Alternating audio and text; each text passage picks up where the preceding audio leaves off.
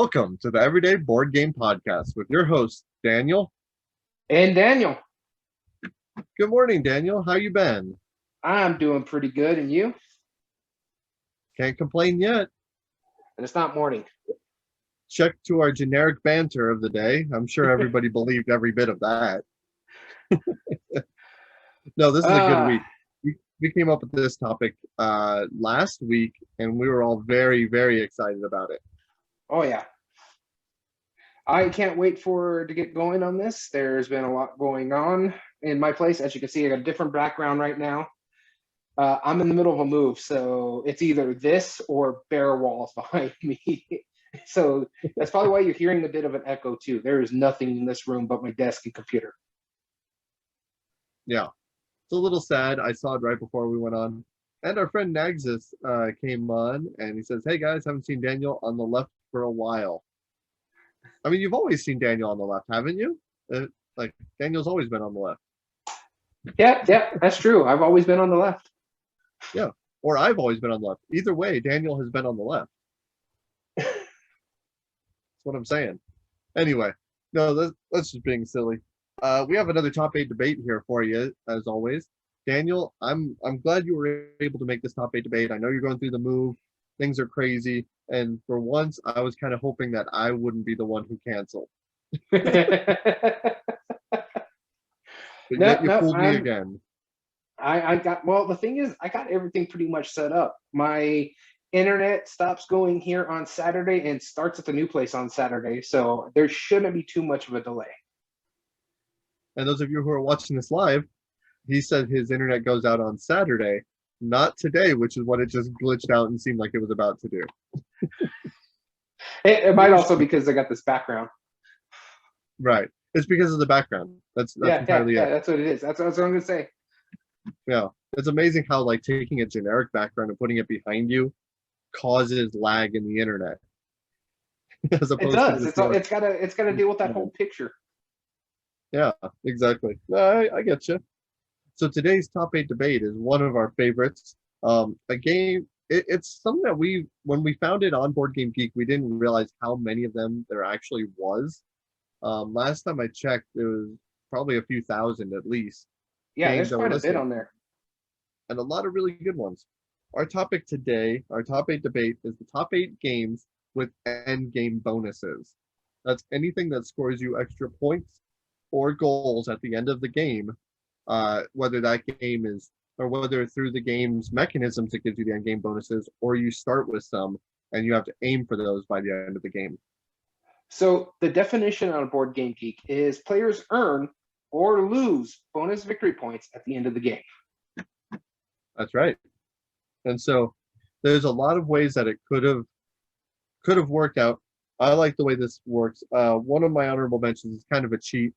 And then hopefully if we have the ability to, we're going to film a double episode. So if you're watching us Yeah. live, which you should do, you should watch us live, then you get to see that bonus episode right after. But we'll see. Maybe not. We'll see how tired we are. We haven't decided that yet. Yeah, we haven't exactly. We know what the topic's going to be. We just haven't decided what we're going to do. That's right. For those, I'm just trying to close out the poll here soon, or as of right now, just to make sure I got our numbers. But other than that, what have you been up to? Oh, we've been busy. I I know we don't normally talk about what we've been playing on top eight debates, but I'm going to bring it up right now because it does actually pertain to our next topic. And me and my kids finished Zombie Kids Evolution. We've unlocked all 13 envelopes. It is a legacy game. Kids love a legacy game, cooperative, kind of like a tower defense thing. And we finally finished unlocking all 13 episodes. And I can't wait to talk about that a little bit more without giving spoilers. That's going to be a tricky thing to go through, talk about those with spoilers. But in all honesty, it's one of those legacy games where no matter what you do, the envelopes don't progress a storyline any bit. All it does is just unlock some new things, some different things that you can do, but it doesn't change how you're going to play from previous games. So I'll give another example. Pandemic Legacy. Daniel, when you play Pandemic Legacy, weren't you excited every time you opened a package and went, "Oh, ooh, how's that going to change the story?" Yes and no. Just because I was afraid something bad was going to come out because, Uh, bad things will happen as well as good things coming out of the boxes. You just don't know what's coming up. Now, it was exciting. It was almost like Christmas in a sense, but still. yeah, but I mean, also on the fact that everything you do in the game permanently alters the future games. Yes, that's one good thing about it, but then you might make a decision that might harm you later on based on how it ended up playing out. And that's something that's very interesting with it, that in Zombie Kids Evolution, it doesn't do. I can tell you everything that's in the envelopes, and you're not going to change how you play it based on whether you've unlocked it or not.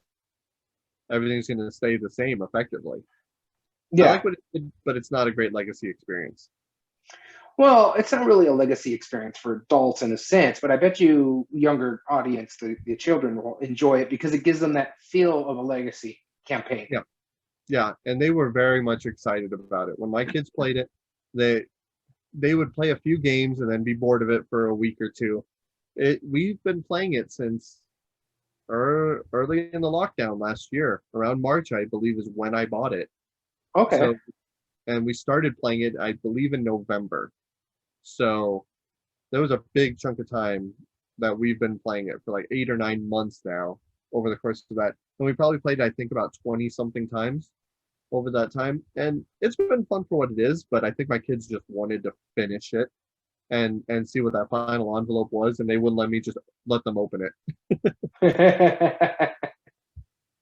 But either way, it was still pretty Yeah, fun. you do that to your kids a lot. I do.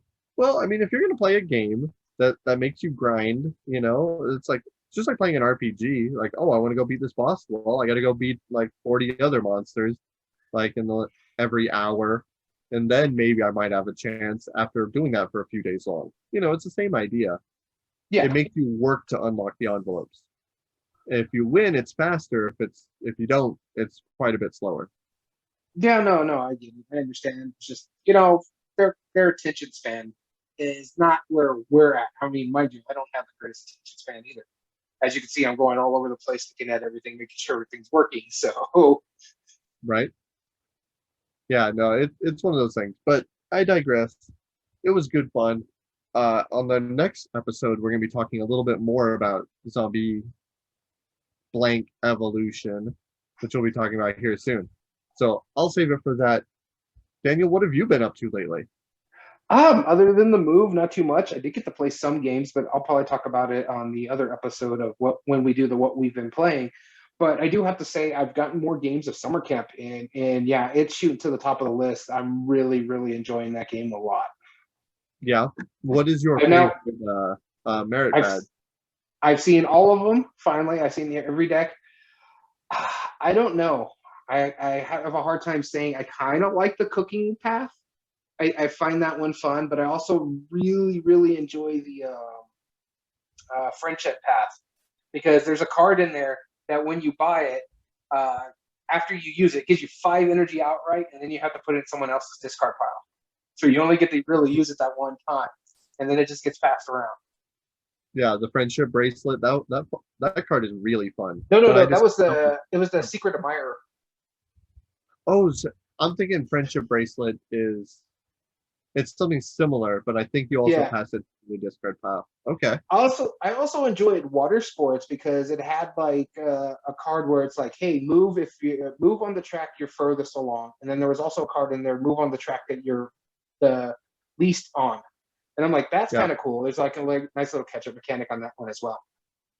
Yeah. Yeah, most definitely. Man, summer camp is so good.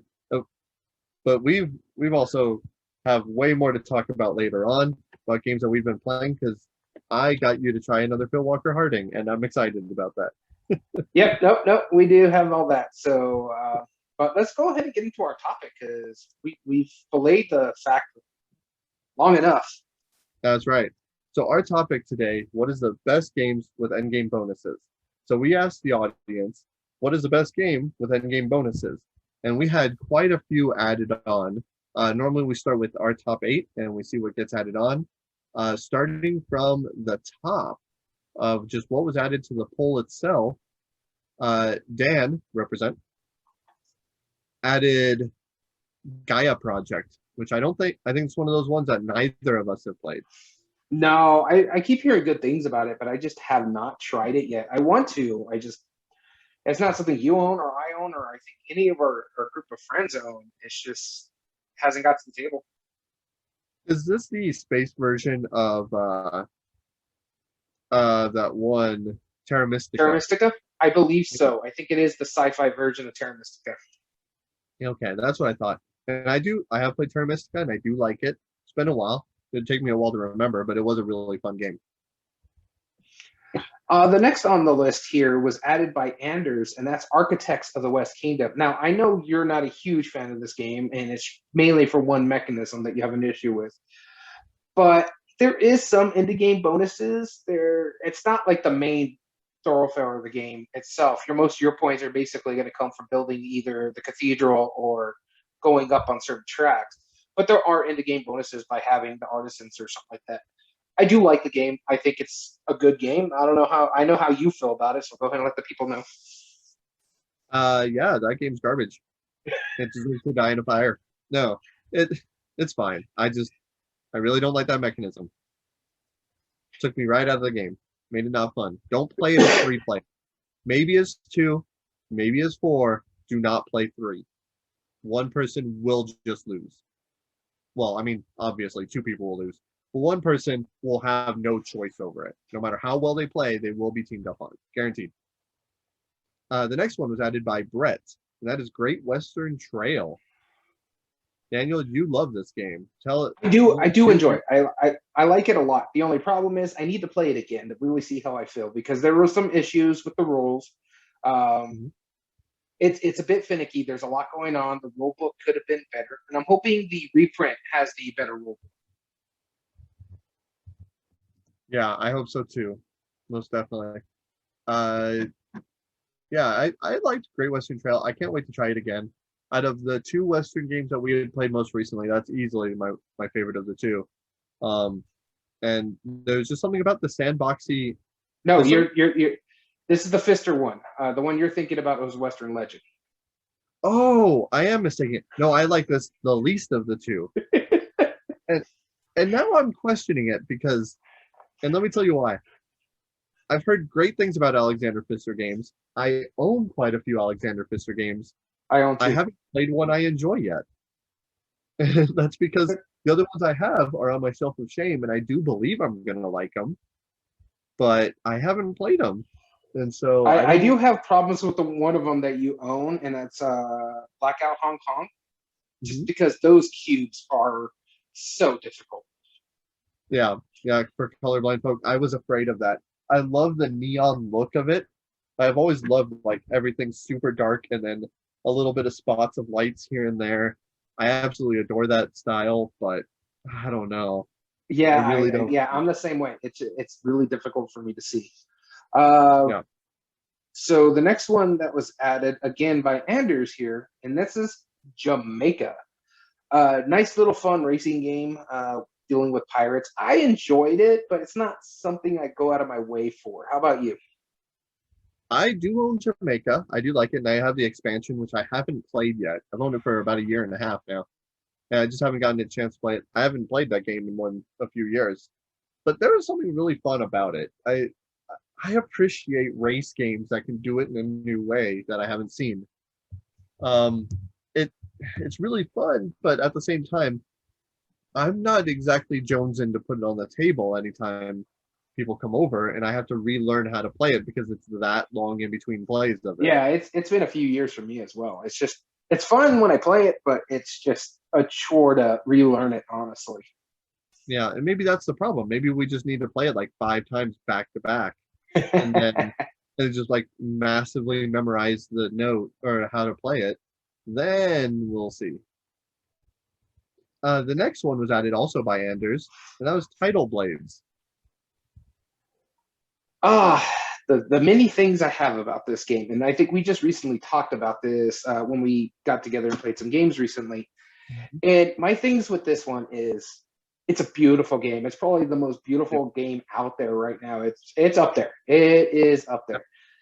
But for me, is that even though it's a really, really good game, there is so many moving parts on this that you just get lost. It's like you got to pay attention to this. Oh, but the judge is over here. But you got to make sure you go over here and fight these monsters, or you got to make sure you keep up with this race going over here. It's just there's a lot going on. I may have to play it again just to really get how I feel. But that one time we played it, I enjoyed it, but I thought there was too much. I was incredibly disappointed with it. And I don't know if you remember, I was the one who requested our mutual friend bring it. And I Oh told yeah, him, and the thing is, hey, you won the game. We yeah, looked up the stats. You won the game. yeah, I won the game, and I wasn't like. First off, I love this theme. I absolutely adore the aesthetics, the graphic design. That's probably up there. I'm ashamed that I tend to forget about it when we talk about the prettiest games because that game is absolutely stunning.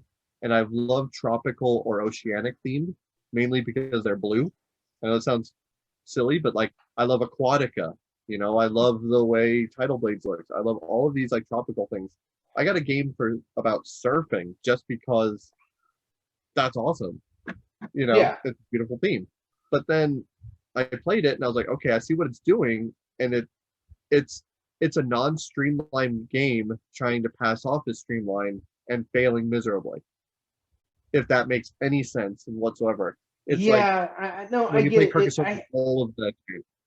I had the same issue you have with Great Western Trail or Fister Gates.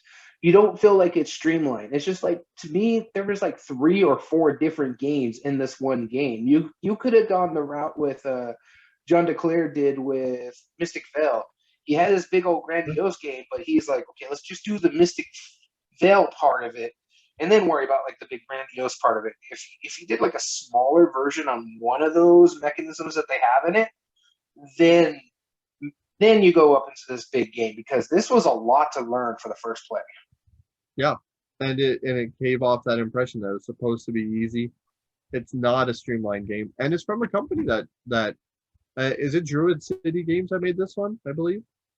I think so. I know Skybound is attached to it somewhere or another. Yes. Yeah, I think it's Druid City, and if it's not, then by all means correct me in the comments. But I was really impressed with a lot of their other creations, like the Grim Forest. I gotta look that up now because now it's gonna bother me. Well, while you're But looking that up, I'm going to go ahead and read the next one here. yeah, Again, added by Anders, and that is Mission Red Planet. Now, have you played this one? no, not yet. I have, and it's good. I thoroughly enjoyed the game. I didn't do well at it, but a mutual friend of ours, Bryce, who's a friend of the show, owns it, and he had a small game day on a Thursday or something like that. We all got together, played some games, and it was pleasantly surprisingly good. Of course, it's a Cathala game, so you can't go wrong there. It did really well. Had a good time. We played the second edition, I think is what it was, so it was a bit more streamlined. I understand from like the first one that came out. I did enjoy it. Good deal. Yeah, this one do you think I would like this one? I think you would enjoy it. I don't think it would be like the top of your list, but you'd be like, okay, that was good. I'd play it again, but I don't think it's something you would go out of your way to own. Yeah, I've been questioning it because I had opportunities to buy it and I just haven't decided yet. So yeah, going back on Tidal Blades, it was made by Druid City, and I requested it because I had recently picked up Grim Forest and Grim Master Raid, and I think that those games, they give you that appearance of this big, massive experience and beautiful components, but it's an incredibly simple, streamlined game. And that's my thing with Tidal Blades, and I was disappointed. Florian added Through the Ages. Okay. Your thoughts, Daniel? So I haven't played my physical copy of this game, and everything I hear is because I played the app. I'm probably not going to want to play the physical copy of the game. No, don't get me wrong. Through the Ages, the app itself is really good, and I do want to play my physical copy, especially since I got the expansion as well. But I have so much fun playing that app that I think I will still enjoy the physical board game itself whenever I get to the table. It's been in a box for the last 3 weeks or so.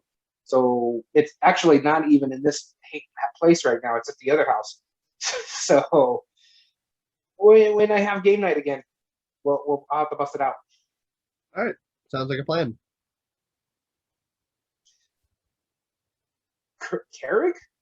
Craig, sorry if I butchering that name there. Added Bunny Kingdom, and I do enjoy this one. A nice little Richard Garfield game, little puzzle aspect of how you're putting your bunnies out there and where you're taking certain stuff. I had a good time playing it. I don't remember it too well. I just remember fondly enjoying it. How about you? Yeah, I used to own it. It was fun. It was okay. But man, we're being kind of negative on this one. But 100% I agree with it being on our list here. And that's because the end game bonuses are so varied. There's so many different ones, and it's an integral part of the mechanism in the game. And that's one thing that I think a lot of these miss out on. Yes, there's end game bonuses, but they're normally just dealt out and you just deal with it by the end of the game. No, if you want to draft it, that's one other card that you're not drafting, and every card is really good, and that's a valuable, meaningful choice. Yeah, exactly. That's probably my favorite part.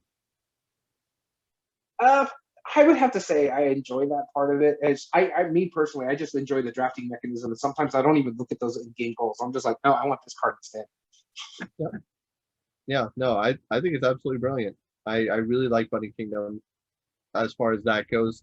The game itself, it was okay. I enjoyed it. I had fun with it while I owned it, and I didn't feel the need to keep owning it. I'd play it again, though, if somebody brought it up. Well, the thing is it's one of those things I talk about. One of my board gaming rules is that I try not to own something I think I'm only going to play with the main group, which is you, our mutual friend Bryce, and another mutual friend. If it's something that I think would work with the other game group I play with, then I'll buy it. But other than that, if it's just going to be you guys, I don't buy it. Unless none of us own it, right? Unless none of you own it. Yeah, that's right. Pataki said Stone Age, and 100%. I love Stone Age. Stone Age amazing. I'm glad he put it on here. Couldn't agree more. It's not on my honorable mentions, and that's just because I don't feel the end game bonuses are really that valuable in the game. I mean, sure, it's half of the game technically, but really, it's just those cards. That's the only bonuses you get. I just put five on my honorable mentions. I just put the games that I like the most. Honestly, I didn't really think about the end game bonuses. If they were on the list, I put it on. Except for my number one, because the in-game bonuses do matter in that game. Okay, cool. Well then, let's talk about our honorable. Oh no, wait, no, we had some comments, didn't we? Yes, we did. Brett says he added the Great Western Trail, although not sure why BGG doesn't have it with its mechanics, with the mechanism. The objective cards you choose during the game are only scored at the game end, and I think the reason why they didn't have this on the in-game bonuses is because he said the key word. I think that's a whole different mechanism on Board Game Geek is objective cards. Yeah, objective cards. Yeah, so end game bonuses just increase or decrease the amount of points you get. Objectives is like factors that you have to get in order for it to succeed. Which I know that's kind of like that's nitpicking, but it's nitpicking, exactly. But you know, it happens. Florian, he said, added through the ages, same reason as Brett. It described for Great Western Trail. And again, same thing. It's just because I think the objective cards are their own little thing on the site, because you got your in-game bonuses, which will say in-game, and these are objective. That's right. And Chris added, I particularly like Terraforming Mars, which seems to be based on what the designer think is admirable, with penalties for what he disagrees with, like slaves and bribery. Oh, pets, they're good. I don't remember slaves in the game, but sure. Yeah, absolutely. Sure. No, I remember the pets, because it's like the one random card that has a true picture on it is the pets. It's somebody's pet dog. Do you know whose pet dog it is? No, it was only pointed out to me that it's an actual real picture rather than like the artwork that they have on the rest of it. And I cannot unsee it now. Yeah, every time you get the pets card. Yeah, that makes sense. Cool. Well, thank you all for adding in these comments. It's been a great addition to our discussion. We can talk about our honorable mentions now. Let me get the coin of Doom. Point of Doom. We missed you on the last podcast when we had to do the dice of Doom. Or Oh, the that's die of right. Doom. When Bryce did not believe that we did not plan that. That was beautiful. Well, All right. he should be used to me always trying to get a rise out of you one way or another while we're doing something. Yeah, it's always going to happen regardless. All right. Point of Doom. Here we go. It's a quarter this time. And I'll be starting us off. My number one, I did not see it on the Board Game Geek list, and I strongly, strongly disagree with the game, or with that not being on the list. Because this game is all about endgame bonuses. Or maybe that's why, because that's the only way you get points is by drafting these cards as endgame bonuses instead of the cards that are on the front, and that's Point Salad. I put Point Salad as my number one because on your turn, you're either going to take two ingredient cards, which are just one of the 5 or 6 different vegetables, or however many out you have, and or you can take one of the cards as its victory point condition, where it might say every 2 tomatoes you have is worth 5 points, or if you have an onion, it's worth 4 points, but then if you have a tomato, it's worth -1. And the whole game is strategizing which victory points you want to get versus which ingredients you want to get as well. I think it's a brilliant game. It's absolutely awesome. I love the way it works, and it's perfect for what we're looking at. That's Point Salad is the game. I can see why BGG didn't put it up. I just checked it out and saw that it wasn't there. I think it's because it's a set collection more than anything. Mm-hmm. And I think again, it's the nitpicky aspect of it. I get what you're saying. I do enjoy Point Salad. I think it's a fun little card game. The only problem with Point Salad is that it really got replaced for me by a different game. Another one that you actually showed me that's also about vegetables. Really? Okay. Yeah. Is it on your list, or do you want to bring No, it it's not up? on my list because it's a card shedding game. It's Abandon All Artichokes. Yes. Well, yeah, I consider those so different that I'm willing to have both of them. No, I consider them different too. It's just that if you told me, hey, you want to play Point Salad or do you want to play Abandon All Artichokes? I'm going to go Artichokes all the way. But right? my number 3 honorable mention is on the list. It's one of those games that, yeah, it does have in-game bonuses, but they're really not as important to the rest of the game. But I had to put it on here because it's Bruno Cathala. It's one of my favorite Bruno Cathala games. Do you know which one it is? No, I don't. Off the top of my head. 5 Tribes. 5 Tribes. Yeah. You know, when I saw this on the list, I thought it was going to be higher, but it does make a lot of sense.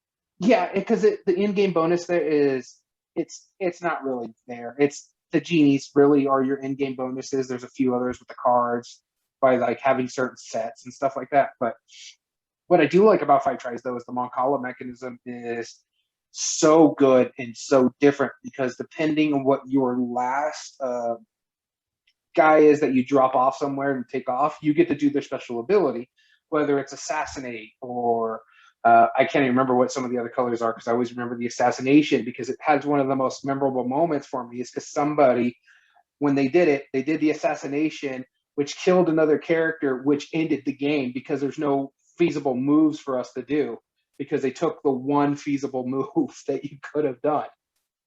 And so I have a great time playing it. There's a lot of interesting choices with it, but it's on the back end of it because, again, the in-game bonuses are there, but they're not as important as it is with some other games.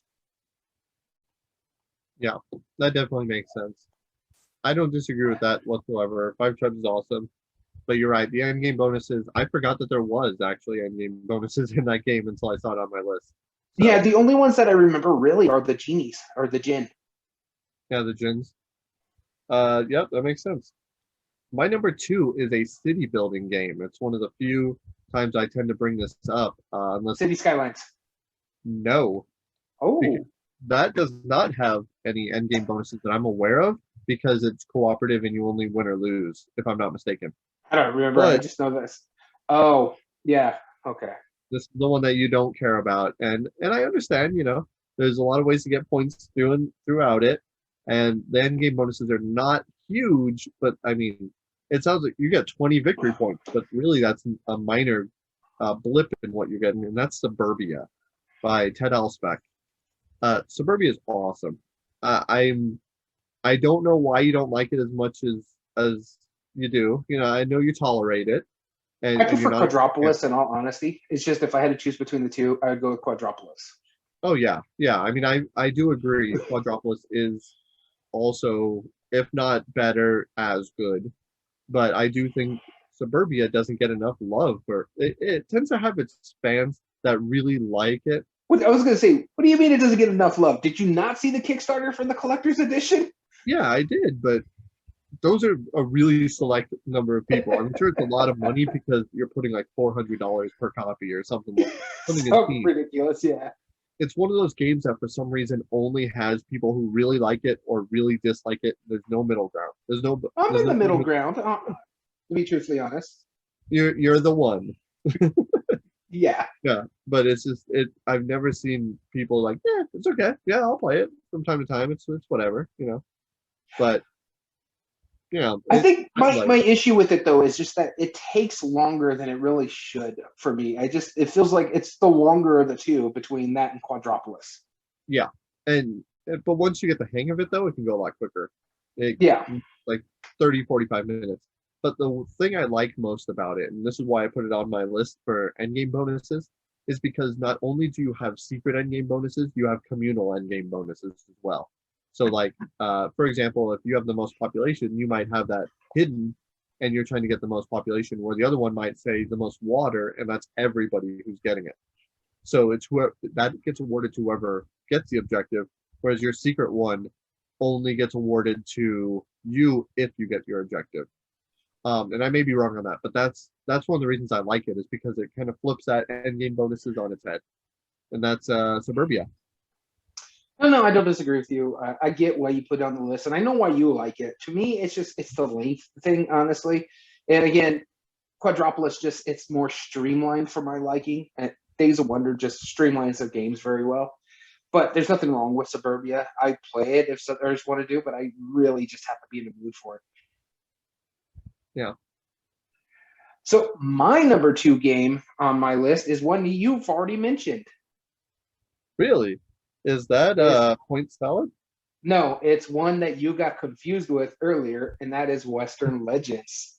Okay, fair enough. As of right now, it is my favorite Western themed game out there. I've had a blast playing it. I enjoy playing the two-player. It's not that great, but it's not bad because you got the whole Man in Black mechanism. I do prefer it with a higher player count. I love all the choices you get to make throughout the game because it literally is open-ended, open world, whatever you want to call it. Because you can you can just gamble the entire game, and if you're doing well, you still have a chance of winning. You can also dig for dig for gold, and still have a possibility to come out. You can go combat people if you need to. If someone's like a bad guy, really infamous. I really enjoy all of it. I need to try the expansion. I have one of it. I got the second one on the way. I'm just waiting for it to come into the mail. I have a real good time every time I play this. And in fact, I've been itching to bust this one out again because I really want to dive into that Western theme more. I'd be in 100%. I'd be in. But You call again, me, the I'm there. in-game bonuses are there, but they're not important. Right. Good deal. Yeah, very good pick. And my last one is kind of a weird one. It is an auction game with end game bonuses. It was on our list, yep. And it's one of the strangest, most bizarre auction games I've ever played. And so much to the point where I was actually driving home last night talking to a friend of mine, and we were talking about that publisher, and I was telling him about this game. And it has the dumbest title I've ever heard.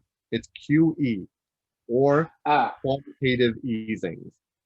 Don't ever call it that. You will scare people away so fast. Nobody will want to play this game with you. But it's an auction game where are you could bid any amount of money whatsoever. It's just any amount, whoever bids the highest will take the tile. And you have all these tiles that score in different ways, and of course you do get bonuses for your home territory. So it's not quite that great. But what makes it interesting is whoever bids the highest over the entire course of the game, they automatically lose because you've inflated your country. You know your money is worthless. You spend thousands and thousands of dollars and you buy a bag of peanuts. You know, it's nothing. I love this game. It's so fun. I can't wait to. I don't. Have you played this, Daniel? No, I haven't. I've been meaning to, but we do get together with our group. We tend to play the longer, bigger games that we can't play with anyone else. I know. Our last game day, I think I only got in 2 games, maybe 3. Hey, our last game day, I got in no games. All right, That's true. that's That because was I a have flop. none in this house. Well, it happens. We'll get there soon enough, sure enough. But yeah, On that's a my brighter number note, we're going to be living one. like 5 minutes away, so it's just going to be easier for us to get together to play games. And film as well. Yep. QE, that's an interesting choice for number one. My number one is also a new game that I just received recently. I think we played this a couple months ago, and I've talked about it before. And this is really, there's a lot of ways to get points, but the in-game bonuses are some of the bigger ones. And it's a Stone Meyer game. Is this Between Two Cities? No, this is Red Rising. Oh yeah. Yep, Red Rising. One of my new favorite games that I've just recently received, as I said. I love the fact that it has multi-use cards where you're trying to either keep them or use them to do something else, to move your up on tracks elsewhere, get helium as you're going along. But if you got that card, that one card, and you're like, "Ooh, this is going to give me 30 points if I get these 2 other characters in here, and then they're going to score points off this card as well, and you're just going to get those combos for the in game." So you're trying your darndest to actually find those cards that you need to get. So you're trying to cycle through the deck and get people to discard cards as well for you can find those characters. Because if you get those cards just right, you can score a whole lot of points. And the end game bonus is a very integral part of this game, and that's why it's my number one. And not to mention, the art is great. The mechanism I like. I like it in Fantasy Realm. I really like it in this one as well, where you're just either shedding cards, playing cards, doing different abilities. I love multi-use card games. They just work so well. And it's based off a book series I'm familiar with. Now, I haven't finished it because I'm in other book series, but I really, really enjoy it. I really enjoyed this one. My only complaint is, as nice as the collector's edition is with the metal pieces, those colors are some of the hardest. This is probably one of the hardest colors to see from Stonemaier. Stonemeyer's been really good with their colorblind friendly, but I think it's because they went with the metal cubes in the collector's edition that it's very difficult to get certain colors that you want on there to properly shine, and so it's going to make it very uncolorblind friendly. Yeah. Yeah, I like how they listed at least the colors on the on there, but I don't like how they use like alternate name for the colors, you know, like Yeah. color and whatever. I get it. I just Yeah, I get why you don't like that. It fits there very thematically for the game itself, because those are actually the classes. Because you have your golds, your coppers, and stuff like that in the books. That's the classes, that the system that's in there. So I get why it's there. I understand why you don't like it, because you're not familiar with the it's all thematic gray. part of it. It's all gray. They're all just gray. That's all they are. Oh, that's silly. All right. Well, are you ready to get into the actual debate itself? Oh, I am. All right. It's Let's gonna talk be a about fun this. one because there's a lot of games on here I really enjoy. There's a lot of really good games on here. This is definitely going to be more of a your heavy list. I'll have some good arguments, but this is all about the games that you absolutely adore, and that is endgame bonuses. Every one of our top 8 debates, we do the same thing. We go on BoardGameGeek.com and we find a mechanism, publisher, something that we can have as a list, and then we put it by rank, and the highest voted for and the highest ranked games on BoardGameGeek.com that Daniel and I have both played are the ones that we are going to be debating. Now, that's important because we pick the ones that we have both played. For what reason, Daniel? Or we can make a sound argument, in all honesty. If it comes down to a game that we've never played, how are we going to make a good, logical judgment or argument for a said game? Case in point, if I've never played Wingspan, which is on our list here, then I wouldn't be able to make an argument for why it should move on to the next round. So it's very important that we play both games, or we both play these games. Yep, absolutely. Good deal. Um, yeah, we have to have a sound argument both way, and we will be arguing. That happens guaranteed every time. We Okay. also rank it on 5 different criteria. Those criteria, starting off, is ease of play. We talked about ease of play specifically in 3 subcategories. There is simplicity and familiarity with the rules. Is it something that you've grown up with? Are you pretty easy to adapt to it? And how simple are the rules to get? I mean, if there's like a whole list of rules per card, not so simple. Uh, AP prone. That means AP stands for analysis paralysis, and it's a common term in the board game world where specifically how much does the rules options, mechanisms, or rules causes somebody to freeze up when they're trying to make a decision on their turn. So do you have everything thrown at you? Are you going to freeze up and take a million turns or take a million minutes just to take your turn? That takes players out of it and it makes it less simple. And then likelihood of getting to the table initially. This is not only just simple, it's like, hey, it's like Yahtzee, but this is also with the theme. Is it similar to something that you're familiar with? It's like, oh well, this is like Yahtzee, but with giant kaiju monsters. Okay, there's a good chance that if you like either of those two, you'll probably be willing to give the game a try. King of Tokyo is what I'm talking about. If it wasn't obvious. So that's ease of play. The next one we go through is replay value. This is the length and time of the scaling of the game. Is a 2-player game almost consistent as a 4-player game, or do things change as you're playing?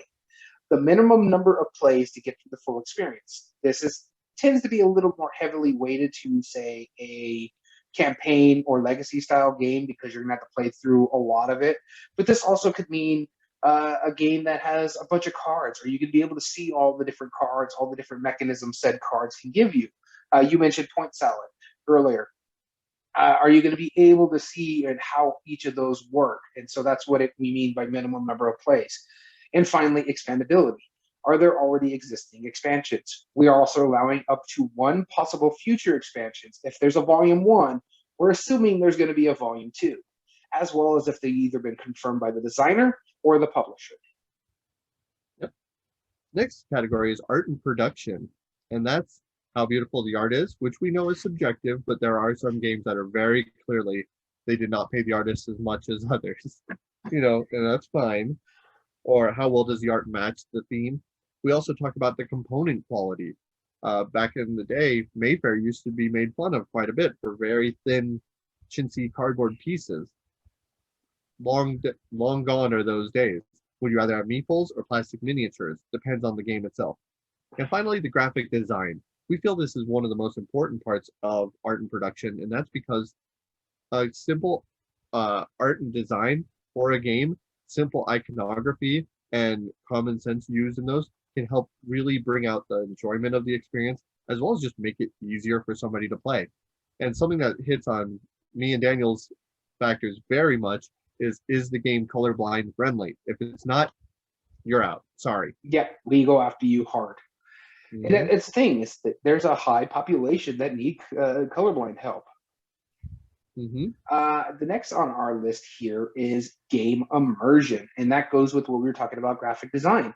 Does the game fit the category or the theme matching the mechanism? This one, I think we're going to go with more the category. How we talked about at the top of the thing is, are the in-game bonuses important or are they just there? So that's how we're going to go with this. Player interaction. Does it involve table talk? Are you role-playing your characters? As you notice my background here, it's Jaws the Lions from Gloomhaven. Do you get into the character you're playing as you would in, say, a role-playing game? That's player interaction, as well leading to the memorable moments. What are those moments that are going to make you stand up and shout and make the whole room turn and look at you? That's right. And finally, the last one, meaningful choice.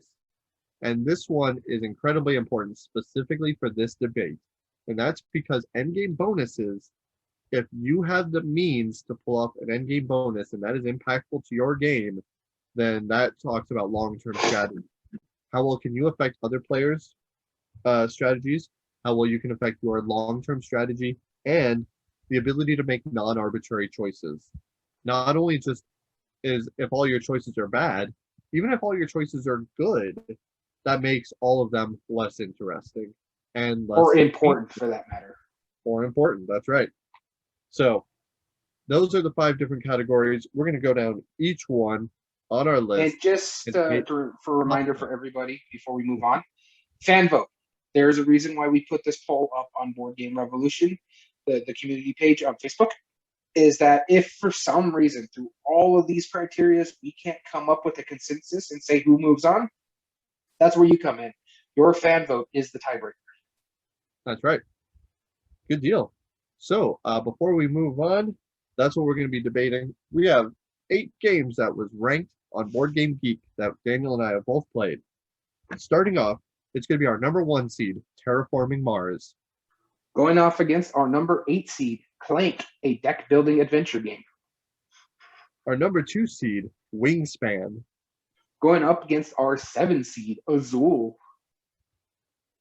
Our number 3 seed, Everdell.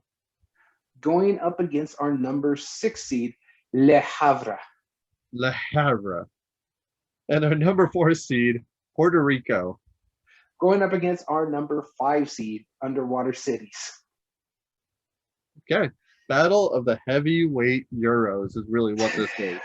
Oh, there really is a lot of. It's funny. You got these heavyweight Euros and Azul. Yeah, the abstract.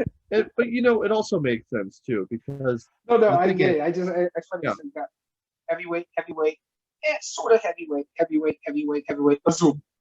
Azul. None of these are like games I would immediately introduce to somebody except for Azul.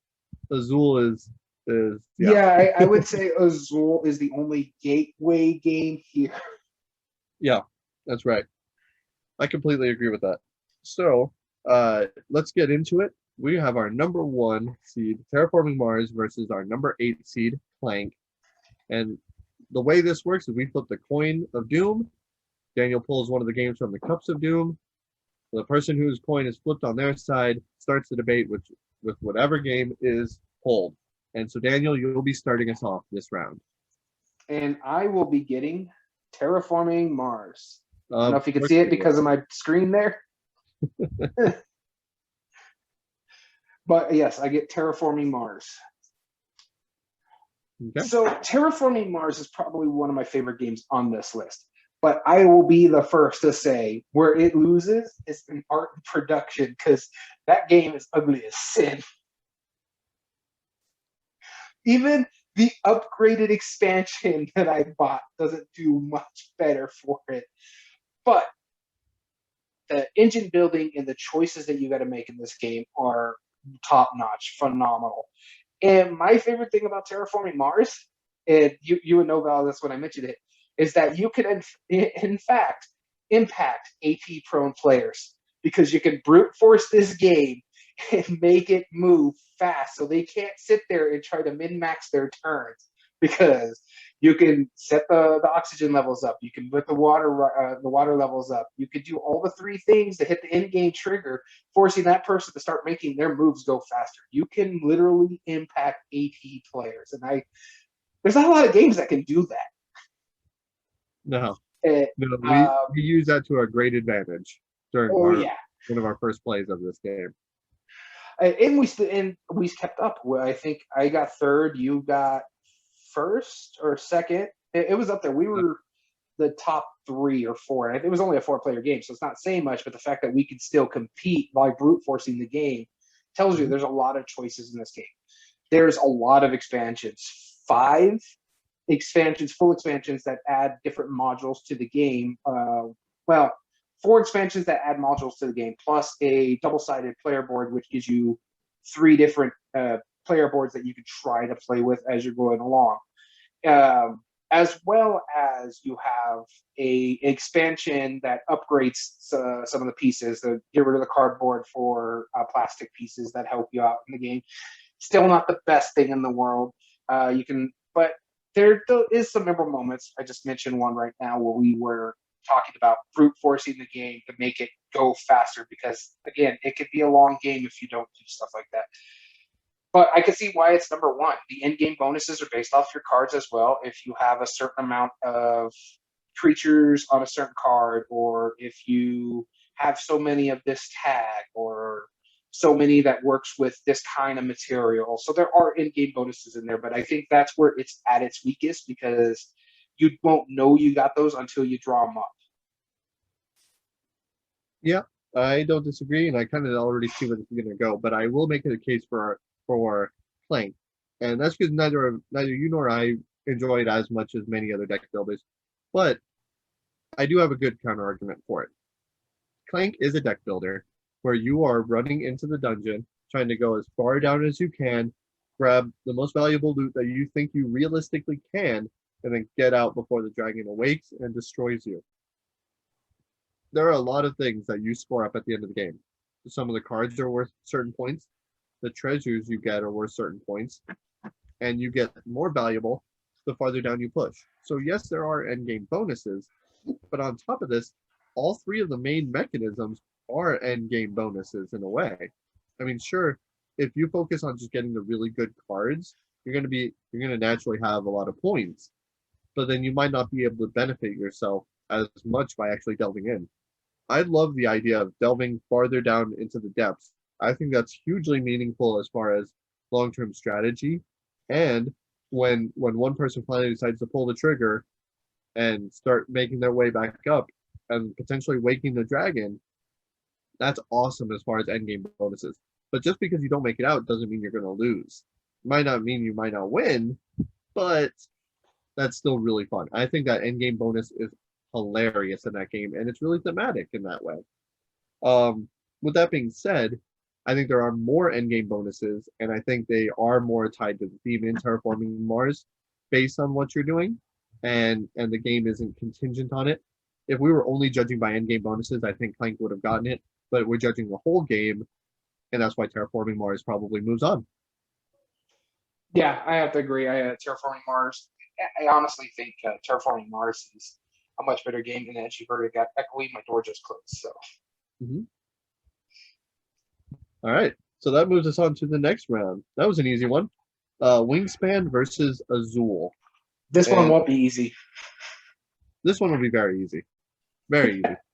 And I'll be starting us off. Hopefully I'll get the one I'm aiming for. Let's see. Am I You gonna get the one you're aiming for. Come on. There it is. There we go. I got Wingspan. Okay. Let's talk about Wingspan. Wingspan is every bird in that game obviously is different. They have a different illustration and it's beautiful art. But you have so many different endgame bonuses in that game that affect how many points you have collectively. You obviously have like endgame bonuses that are on the little card with all the tokens, which are variable and modular no matter what. So that's already a neat thing that a lot of games don't do is variable endgame bonuses. And it's for when you get certain objectives. Remind me, there's certain timing of whoever has most depending on the rounds, right? Yeah.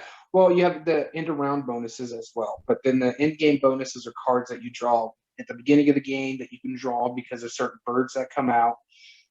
That says if you have so many that has this name or this color or faces this way, that kind of thing. Yeah. So there's all sorts of different ways, and then I love how the expansions adds in not only stuff that just work with the expansion, but find new and weird ways, like how you just said, like how many birds face to the left. It's like what, why, like why is that a thing? Like they don't just fly at an angle, like it's. Well, why does that matter? Interesting to note as well, the Oceania expansion actually give you birds that have end-of-game bonuses as well. Yep, exactly. So that's also worth it too. So there's many, many different end game bonuses throughout the entire game, and they use the art as a mechanism. Come on, that's ridiculous, but it's awesome. And Wingspan definitely has better end game bonuses than Azul. Yeah, for the life of me, when I saw Azul on this list, I couldn't really remember the in-game bonuses, and then I realized, negative victory points. There's a few, yeah, because there's a couple that trigger, but it's also the negative victory points. So if you draw that negative token as well, or you can't use certain things, you get the negatives at the bottom. Because like if you take too many pieces, you get the negatives at the bottom. That's not end game bonuses. It's more of end around. Yeah. But endgame bonuses for Azul, there is one for each of the 7 stars that are on there if you fill them in. Then there's also ones if you filled in all the ones, twos, threes, and fours. And then there's, oh no, I'm sorry. You're thinking Summer Pavilion. I'm thinking Summer Pavilion. Yes, there's only three of them. Sorry, I'd recently played Azul 3. There are only three of them, and that's every column you filled is 7 points. Yeah. Every row is 2 points, and every set of all 5 colors is 10 points. Yeah. So honestly, I see where this is going, and I don't disagree with where it's going, but I do want to give a good argument for Azul as a game itself. Again, we talked about it. This is a gateway game. You can get non-gamers to play this game. No, I do have to say about Wingspan, it's getting a lot of people who don't play games into gaming as well because they're a big birder or into birds and stuff like that. Azul, again, has a great drafting mechanism that people can be familiar with. You're basically taking a group of colors from a section and then placing it on your board, somewhere on your board. Very simple, very easy to teach, very easy to learn. Out of the two, I think this one's easy to play, hands down. It's amazingly produced. Those tiles are so well done. It plays quickly. It is mechanistic, but the mechanism itself is so well done. Yeah. But I think Wingspan moves on. Yep. I don't disagree with that. Even though I do prefer Azul over Wingspan, personally. I just think it's a better game. But I also really love Azul, and that's why. But I took my bias out of it. I'm being fair. No, I'm being fair too. I try to give Azul its thing. It's just that, again, you mentioned there's just so many more in-game bonuses. They use the artwork for in-game bonuses as well. It just does so many things so well. Yep. Completely agree. Cool. So Wingspan moves on.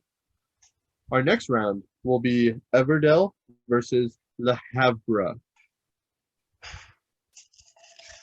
That's just so fun to say. It's like that one professional football quarterback, Brett Favre, right? I'm just gonna ignore that as I try to fix things over here. You've never heard that? His name being said, Brett Favre. I'm just whose pick is this? This is yours. Who's starting us off? I can't see. Come on. You're just turning out your face. This is ridiculous. There we go. Give up while you're ahead. Everdell. All right, do it. Which is kind of good because probably know Le Havre better than I do. Gives me time to study. So Everdell. What's weird about this for me is the top 3 games on this list I own and really, really enjoy, and Everdell is one of those. Everdell probably has one of the most beautiful pieces in the game that is also one of the most useless things in the game, is that tree. But the art itself is amazing. It's well produced. You get those little rubber berries, those great sticks, the resin. The in-game bonuses change as you're playing the game as well, because you're going to draw 4 different ones as you play. There are some in-game bonuses that are the same every game, and then you're going to have in-game bonuses that are different every game. It's a worker placement engine builder that works really good. It's got a cute theme on it with the anamorphic animals. Some people will overlook it as an easy game. But once you get started, it's actually easier to play than you would think, but it's not easy. I think if we're talking about gateway games, it's the next step up. It's so many choices to make sure you have the proper engine that you're playing, as well it has 3 expansions out, plus a 4th one on the way. And honestly, the art, let's get me. It's so good. Oh, it's my turn. Yes. Yeah, no, I do like the way Everdell looks. I think it's really great. I've never seen an engine building game or a Tableau building game get quite as out of hand as this is. And this is not a problem with the game. Well, no, in my opinion, I think it is a problem with the game, is that oftentimes you will forget many of the cards. And so many times did we do that when we played. It's like, oh, wait, no, I forgot to do that. I forgot to do this thing again. Can I do it? Yeah, it's fine. And we play friendly, it's like, but at a certain point, you're like, wait, did I forget to do this? So I'm just going to edge my bets and assume I forgot, but I have no right to take this action because I can't prove it. I'm not Yeah. certain. And and I don't like how frequent that was in that game. That was my But that only was also point. your first play of it too. I think if you Sure. played it more, like I've played it a couple times and I figured it out. Mind you, I haven't added any of the expansions in it. There's Pearlbrook, you have Belfair, Yeah. Spirecrest, and then the newest one. There's two that are coming. Actually, now that I mentioned it, there's two on the new expansion, so it's up to 5. Yeah. Because I forgot it's Mistwood, and then there's one other one that adds like a train mechanism to it. Yeah. No, I agree. It's fun, but I'm going to make a solid argument for Le Havre.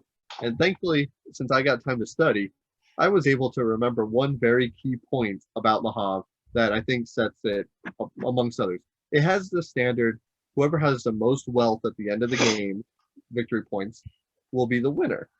And so all of the buildings are worth a certain number of points. So that's already end game.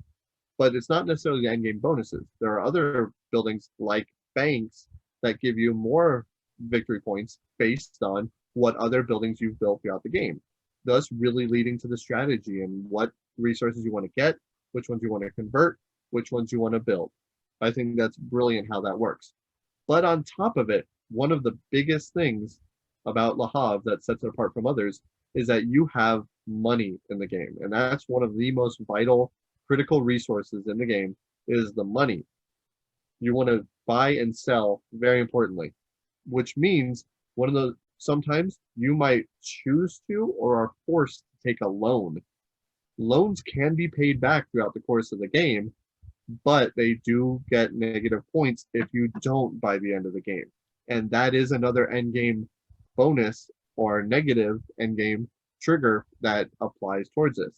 It's one of the few games in this list where you have penalties for not completing the end game bonus. Sure you get a mid game bonus, but it can bite you in the rear if you don't take care of it sooner than later. I like that mechanism a lot. I think it's really valuable as far as this. Personally, I would say I think Le Havre is definitely not prettier than Everdell, but I think it is a better game. So I did forget to mention these when it comes to the in-game bonuses. There is more in-game bonuses than Everdell. I'd say they're even, but they trigger in Well, different ways. I said there's the 8, right? Yeah. So you have the There's 4 basic, and you have the 4 that if you meet it, you get that in-game bonus. There is also depending on the cards as well. So if you have a husband and a wife, they're worth more points. If you have the queen in the castle, that's worth in-game points. So you have pair of cards in your tableau, those are going to be your points as well. So you have to follow what you're trying to do there as well. Yeah. So I think this one, we have to go to the criteria. All right. Sounds good. Ease of play. That would probably be Everdell. Trading in Yeah, resources. Everdell, even though we had issues with it when we first played it, it's a lot easier than Le Havre. Yeah, there's only like 4 resources. Le Havre has something like 20 to 30,000 resources when you can. Yeah, one of the resources you get is basically coins, which is victory points. That's all they're good for. Yeah, exactly. Well, you have to buy stuff still, but either way. You buy those with the other resources, the sticks, the stones, and the berries. Yeah. Yes, correct. But yeah. So he's a play, I think, Everdell. And the other one I think it for sure wins is the art production. Now, counter argument for that tree. It's pretty. It is obstructive. But yeah, I agree. But you're not talking about like the components itself as well as the card art. Yeah. So I think those two. I think the meaningful choice goes to Le Havre because you got to be a lot more careful. Plus, you're not really sure what card you're going to start with, so you don't really know how your game's going to go because it's just random cards in your hand. So there's a little bit of luck there. So there's a lot more meaningful choice in Le Havre or Le Havre. Game immersion, I'm going to say it's a bit of a push right now because I think replay value goes to Everdell. Yeah, I agree with that. Replay value goes to Everdell, which means Everdell wins it out. Yeah. Okay. And I don't again, I disagree. went to the criteria, and Everdell has Uh-huh. 6 expansions. Yep. No, you're not wrong. I just think Le Havre is a better game, but that doesn't mean it shouldn't move on. Good deal. So Everdell moves on. No surprises yet. And our last one is Puerto Rico versus Underwater Cities. Our final of the our quarterfinal round. And And speaking of Daniel, heavy Euros, these two were heavy with Euros. two of the heavier ones. Absolutely.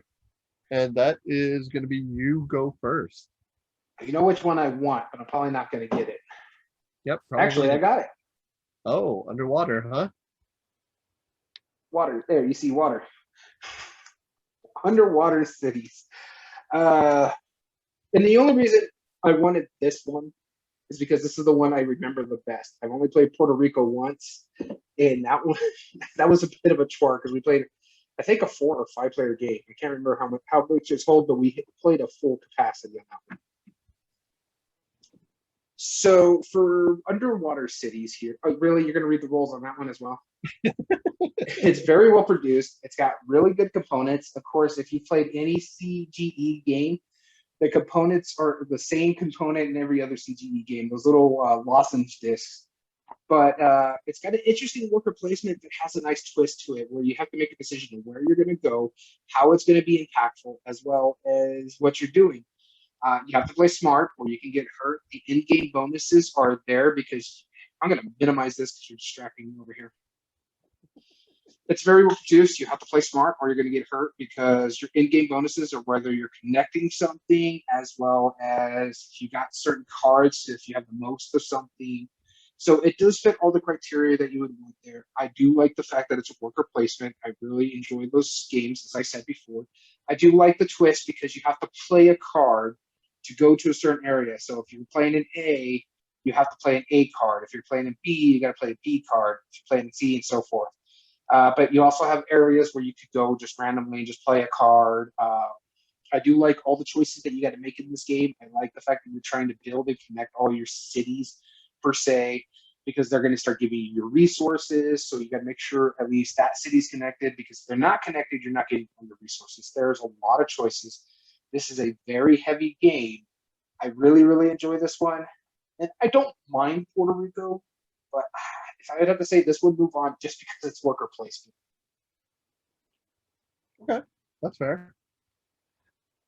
By reading through the rule book, I completely forgot how just monstrously ugly these components are. I mean, They really are. No, when I was reading, making my script about Puerto Rico, I had to go into the BGG just to kind of refresh myself on this game.